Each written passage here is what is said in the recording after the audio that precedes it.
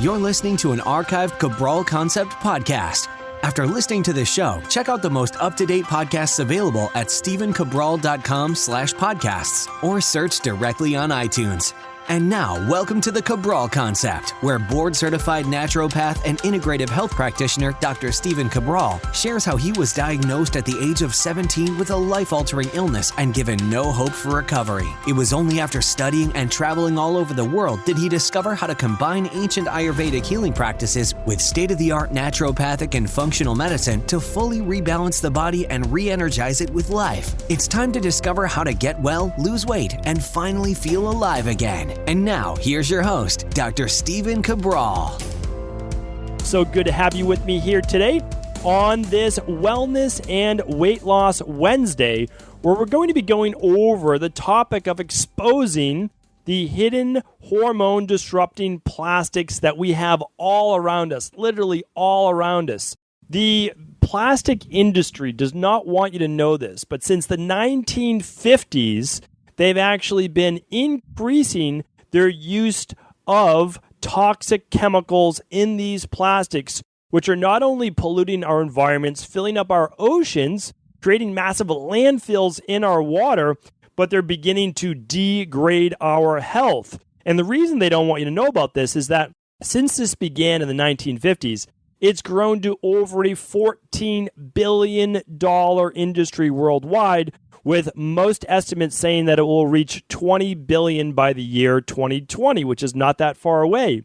So why do we have all this bisphenol A, and why do we have all these plastics, these BPA-based plastics in the environment? Well, the reason is that they're actually very convenient, that they hold up really well, that they're durable, but the problem is that they're called polycarbonate plastics, and even though they keep their shape and they're really solid and they're great for reusing, all of those things, whenever they're exposed to heat or they begin to degrade or break down, we actually get a little bit of those plastics in our body.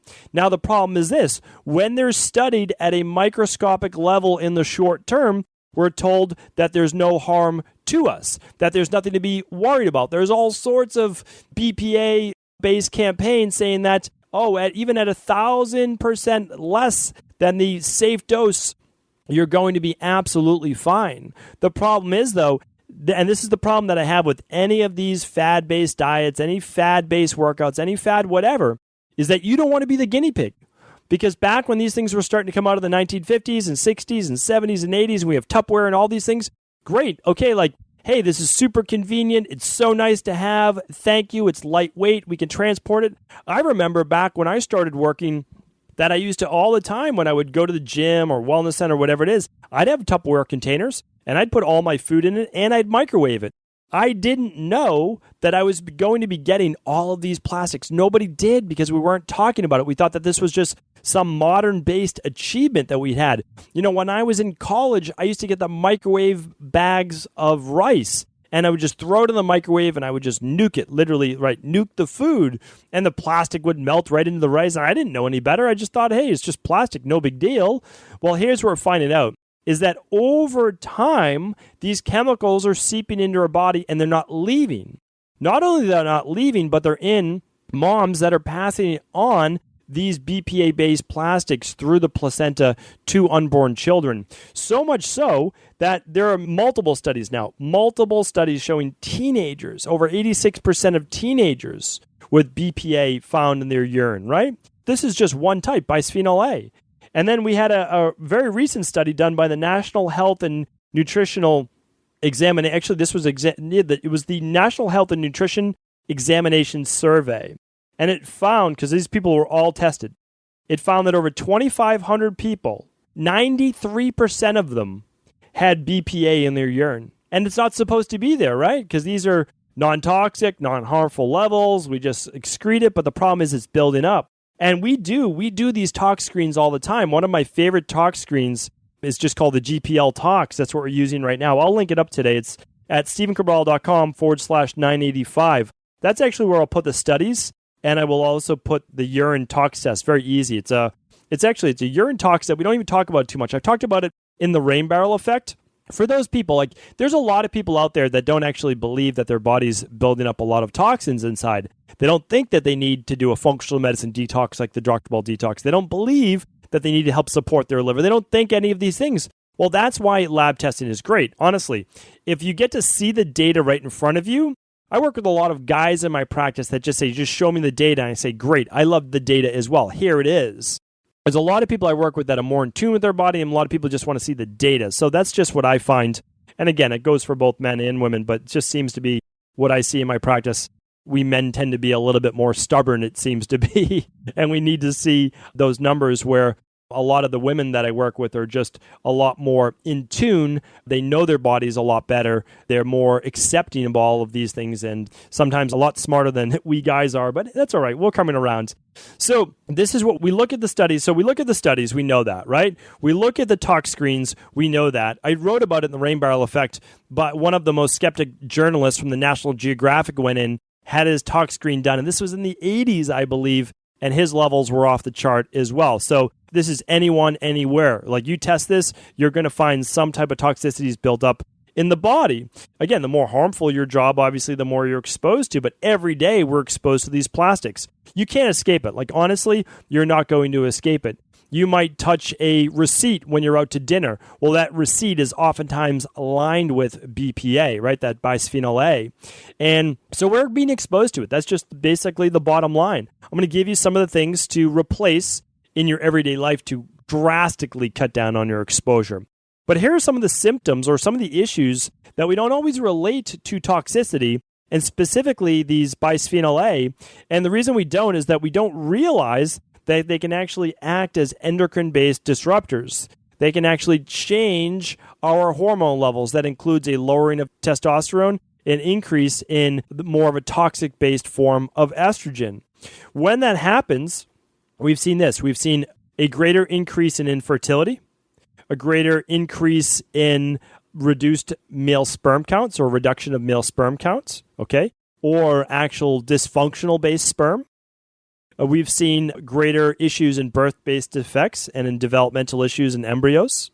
We've seen larger amounts of breast cancer, of early onset puberty in women especially because of the higher levels of estrogen.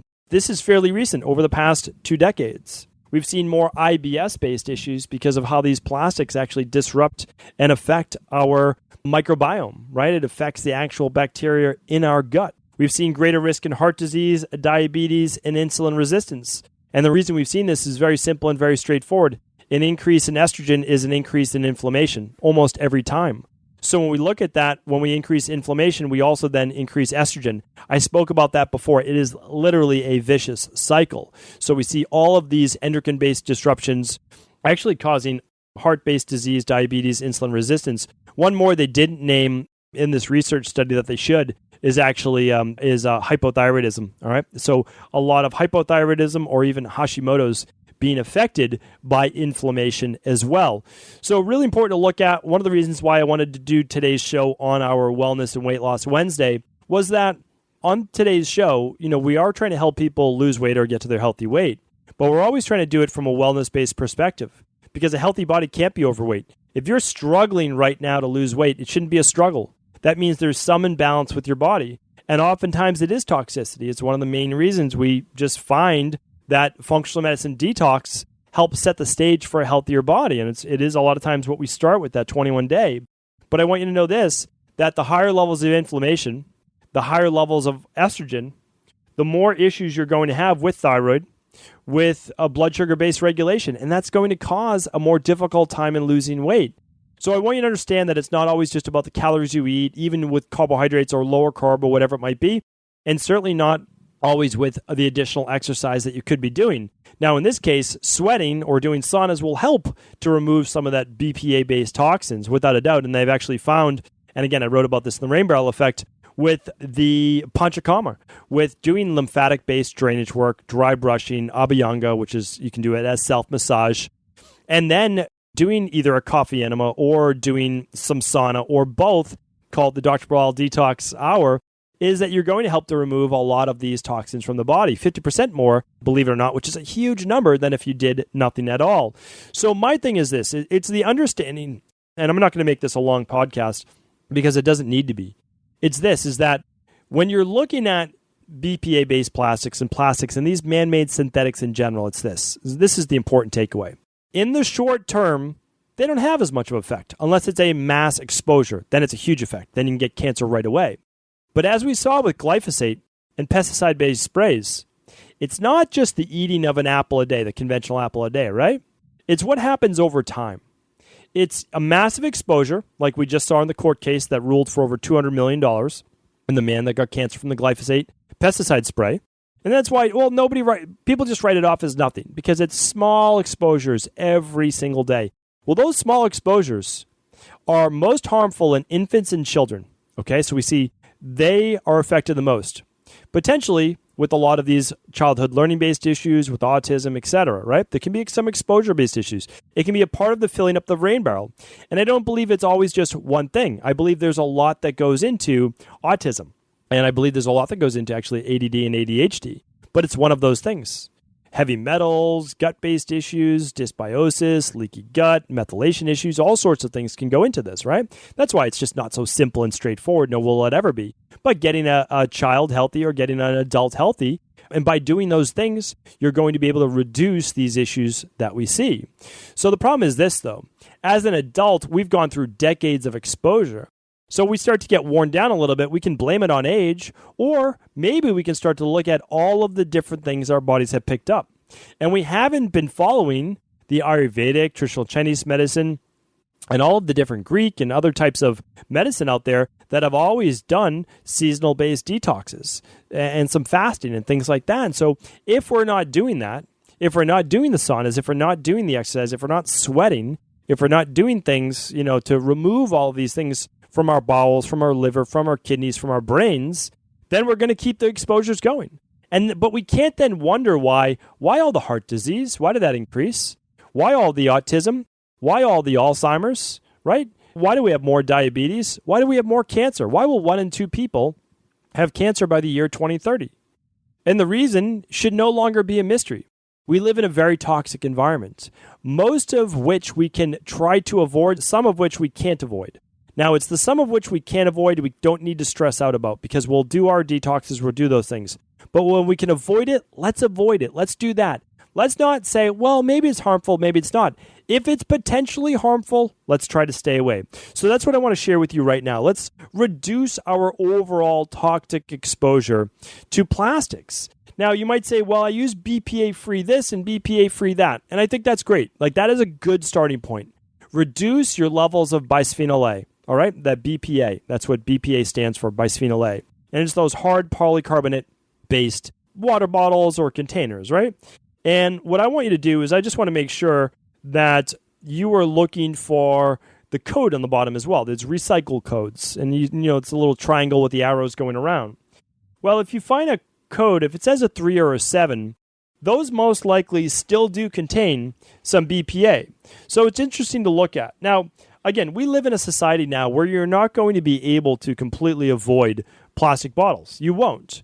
Here's what I want you to know, though. Well, I'll get to that in just 1 second. Is I want you to try to reduce all of your plastics in general, right? Whenever possible, cut down on as much of your plastics as possible. You're going to be going for and opting for, whenever possible, glass, porcelain, ceramic, stainless steel, non-aluminum based. And that is most important whenever you're heating items, okay? So let me go back to that now. You're not going to be able to avoid all of plastic containers in life. It's not going to happen. And the reason is that most companies can't make everything in glass. The reason is it breaks all the time when shipping. Like, we put glass for a bunch of our products for Equilibrium Nutrition, for the omega-3 support, for vitamin D. The problem is they break sometimes, and they break even when we put plastic around them. But what are we doing? Well, we're putting plastic around them, or we're covering them in a lot of brown paper to make sure that your postman grabs them and he just might throw them into his truck, and then it shatters, and then you've got broken glass. We don't want broken glass when people open up a box. So a lot of companies in general will use plastic. The other reason they can't use glass all the time is because of the weight. It greatly increases shipping prices, which get passed on to people, but also for larger items, it's just not really possible to ship things in larger amounts of glass because then the glass gets thicker and thicker. However, let me give you a big however on that. Anything that's heated should always be glass or maybe cast iron, or it should be stainless steel, or it should be porcelain, or it should be ceramic. So when you're cooking, you cannot heat plastic. I will never produce a product or give you a product or recommend a product that you heat and that's in plastic. Even BPA plastic does not matter. Do not heat plastic up.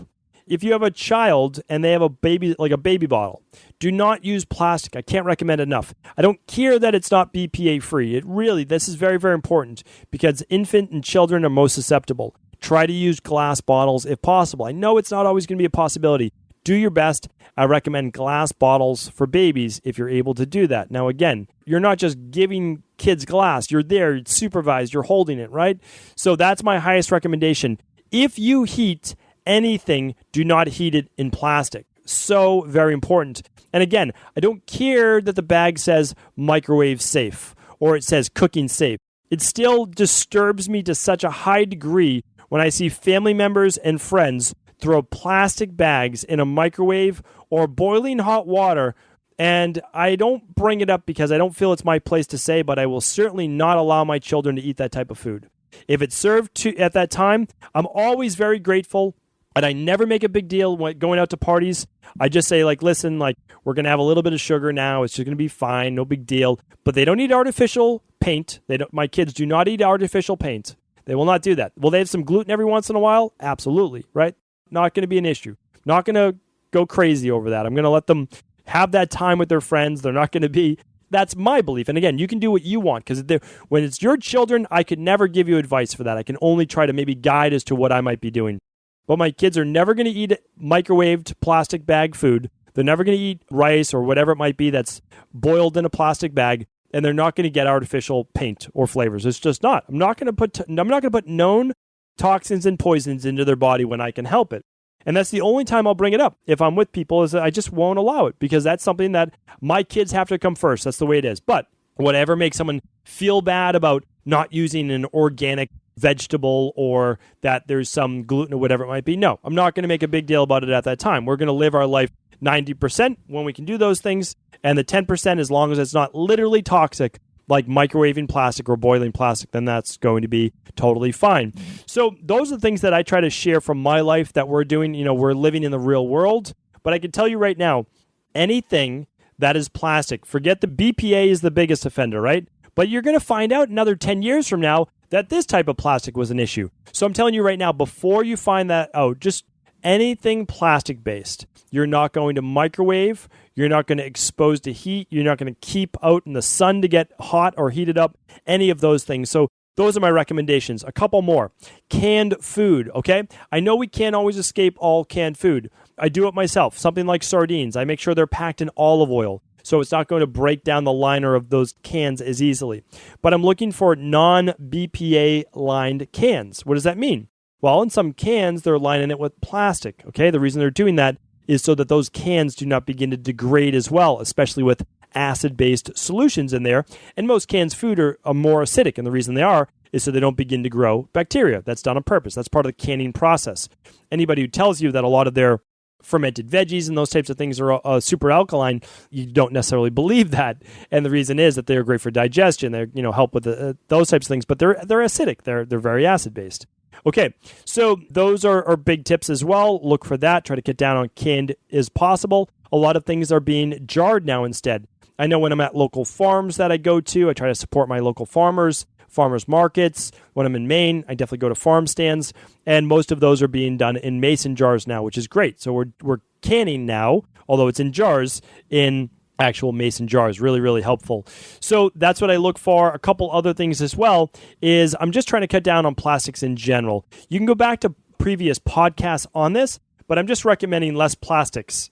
So I'm recommending that you use your own foldable plastic or your own foldable bag. Check that out for reusable bags at stephencabral.com/podcast. Check out how to use plant-based straws, so it's throwing less plastic into the environment. I know a lot of people are drinking their hot coffee through plastic straws. Okay, you're doing that. People are doing that a lot of times so that it bypasses them not letting it touch their teeth because they want to keep their teeth nice and white.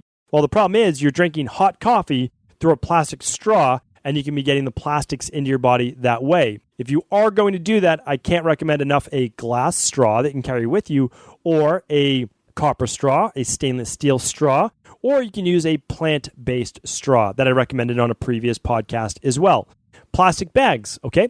For resaleable bags like Ziploc bags, I've given my recommendations on that before. The silicone bags that I've spoken about, you can just go to stephencabral.com/podcast. Check out those previous Friday reviews. Every Friday review, I try to give helpful tips from things that I'm recommending in my own practice, private practice, as well as in my life as well. Just a couple more tips is, again, a lot of this stuff is unavoidable. We're not going to be able to avoid it completely. So the biggest offenders really will be from exposure and diet. Sure, there's going to be a little bit in dust and in the air. There's going to be a little bit from the receipts you touched. All of that's absolutely true.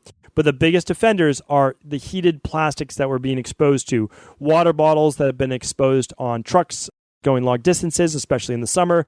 Exposure to a lot of these BPA-based bags and a lot of these BPA-based bottles. Again, anything heated, stay away from plastic. Plastic spatulas, stay away from. Use bamboo spatulas. Use glass cookware. Again, I've given cookware before. Go to stephencabral.com/podcast. Type in cookware. You'll find my previous recommendations as well. Cast iron, stainless steel without the aluminum, porcelain, ceramics, glass, all great for cooking. And the last thing is this. Since we're not able to fully eliminate it, you can test yourself by doing that GPL tox. So that's a great one to do for overall environmental toxins. I'll link that up today at stephencabral.com/985. That's where all of today's show notes will be today. But the truth is this. One of the many, hundreds of reasons why I recommend a quarterly detox is to really remove these things from your body.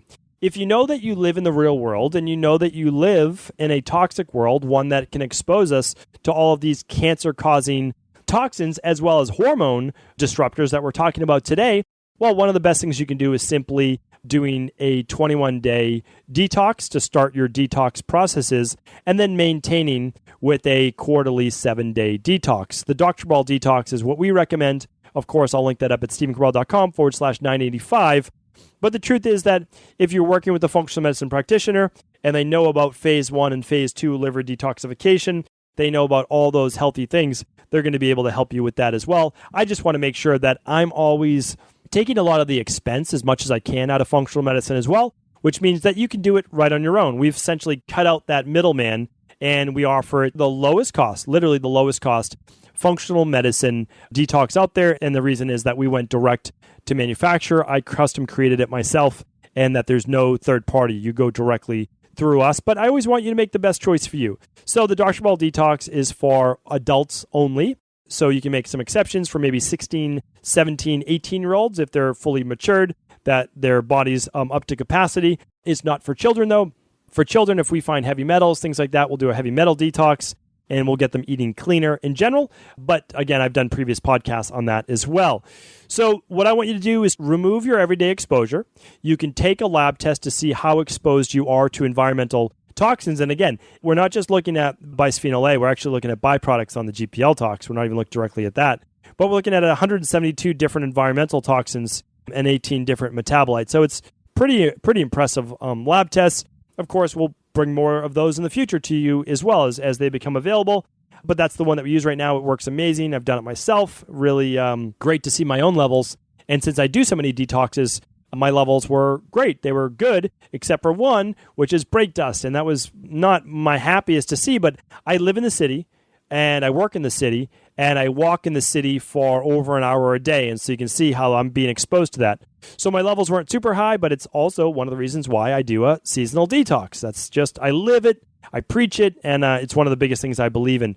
So continue with the path that you feel best. I just want you to know that if you're someone that's struggling with infertility, miscarriages, there's maybe developmental issues, any type of cancer, prostate cancer, breast cancer, if you're a male dealing with reduced sperm count, anybody with IBS-based issues, heart disease, diabetes, metabolic syndrome, insulin-based issues, or, struggling with your weight. These are one of the issues that you want to be aware of. I do hope today's podcast was helpful. If it was, and I really believe that this is something that we all need to know about, please do, if possible, share it with anyone else you believe this could serve. Take care, everyone.